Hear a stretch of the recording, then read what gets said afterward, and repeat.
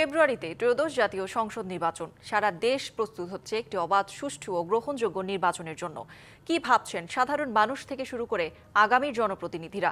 সে কথা জানাতে ডিবিসি নিউজের ইলেকশন এক্সপ্রেস ছুটে যাচ্ছে সব সংসদীয় আসনে। এখন রয়েছে সংসদীয় আসন 214 ফরিদপুর 4-এ। সিএসআরএম নিবেদিত ডিবিসি নিউজের বিশেষ আয়োজন ইলেকশন এক্সপ্রেসে এই মুহূর্তে রয়েছে সংসদীয় আসন 214 ফরিদপুর 2। আমার সাথে ফরিদপুর 4, দুঃখিত ফরিদপুর 4। আমার সাথে যিনি যুক্ত রয়েছেন ভাঙ্গা উপজেলার বিএনপির সভাপতি খন্দকার ইকবাল হোসেন সেলিম। কেমন চলছে তার এলাকার প্রচারণা, কি প্রত্যাশা দিচ্ছেন সাধারণ ভোটারকে, এ বিষয় নিয়ে কথা হবে তার সাথে। আপনাকে ডিবিসি নিউজের পক্ষ থেকে স্বাগতম। আপনাকেও স্বাগতম। সর্বপ্রথম আজকের এই বিজয়ের মাসে সবাইকে, সারা দেশের মানুষ এবং ভাঙ্গা সদরপুর চরভদ্রসন মানুষ, আমাদের নেতা জনাব শহীদুল ইসলাম বাবুলের পক্ষ থেকে সবাইকে জানাই বিজয়ের শুভেচ্ছা। আমরা এই নির্বাচনটা দীর্ঘ সময় যাবৎ, আমাদের যখন 19শে ফেব্রুয়ারি 2025 সালে যখন আমাদের চেয়ারম্যান সাহেব তারেক রহমান সাহেব আমাদেরকে মনোনীত করে দেন শহীদুল ইসলাম বাবুল, তখন থেকে আমরা নির্বাচনী প্রচারণার মাঠে নেমেছি। ইনশাআল্লাহ আমাদের প্রত্যেকটা ইউনিয়ন এবং প্রত্যেকটা গ্রাম এবং প্রত্যেকটা বাড়িতে পর্যন্ত আমাদের নেতাকর্মী রয়েছে এবং আমরা সকলকে ঐক্যবদ্ধ করতে পেরেছি শহীদুল ইসলাম বাবুল আসার কারণে। আমাদের ভিতরে যদিও কোনো দ্বিধাবোধ ছিল, সেটাও আমরা সকলে ঐক্যবদ্ধ হয়ে আমরা প্রত্যেকটা এলাকায়, প্রত্যেকটা গ্রামে গঞ্জে, প্রত্যেকটা বাড়িতে বাড়িতে আমাদের নেতাকর্মীরা কাজ করছে। ভাঙ্গা, সদরপুর, চরভদ্রসন এই 3 আসনে।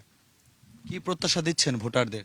ভোটারদের আমাদের নেতা জনাব তারেক রহমান সাহেব যে আমাদের 8টি দিক নির্দেশনা দিয়েছেন, আমাদের ফ্যামিলি কার্ড, কৃষি কার্ড থেকে শুরু করে স্বাস্থ্য খাত, ক্রিয়া খাত এবং শিক্ষা, এইরকম যে জিনিসগুলো দিয়েছে, এই কাজগুলোই আমরা বিভিন্নভাবে সারা দেশে 3টি উপজেলায় আমরা প্রত্যেকটা গ্রামে গঞ্জে মানুষের কাছে বোঝাতে সক্ষম হচ্ছি।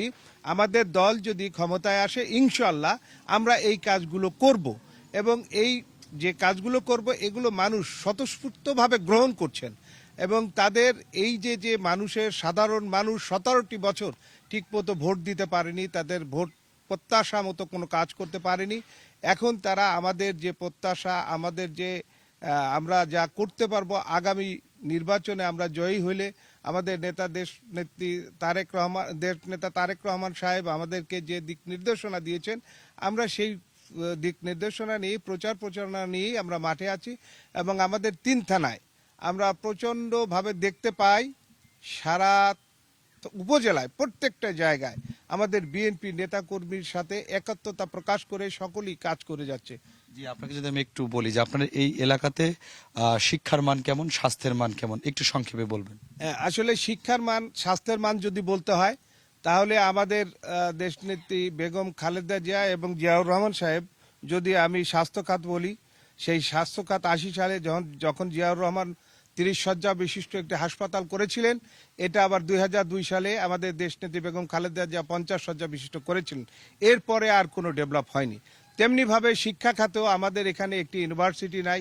আমাদের এখানে সরকারি, যদিও কিছুদিন আগে একটি সরকারি কলেজ হয়েছে, একটি স্কুল হয়েছে, কিন্তু আমাদের এখানে যে পপুলেশন, তাতে আমাদের অনেক, এখানে একটা ইউনিভার্সিটি হওয়া দরকার, একটা কৃষি বিশ্ববিদ্যালয় হওয়া দরকার, কর্মসংস্থার জন্য একটা ইপিজেড হওয়া দরকার। আমরা আশা করি আমরা এই কাজগুলো করতে পারবো। একটা ট্রমা সেন্টার হওয়া দরকার। এগুলো আমরা এবং আমাদের নেতা জনাব শহীদুল ইসলাম বাবুল সাহেব আমাদের প্রত্যেকটা জায়গায় আমাদের নেতাকর্মীদের মাধ্যমে আমরা আগামী সরকার যদি গঠন করতে পারি তাহলে আমরা এটা 5 বছরে পরিপূর্ণ করতে পারবো, এটা আমরা আশা করি। অসংখ্য ধন্যবাদ আপনাকে। ধন্যবাদ। দর্শক দেখছিলেন সিএসআরএম নিবেদিত ডিবিসি নিউজের বিশেষ আয়োজন ইলেকশন এক্সপ্রেস।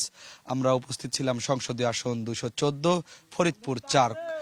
পরবর্তী আয়োজন দেখার জন্য আমাদের সঙ্গেই থাকুন, ডিবিসির সঙ্গেই থাকুন।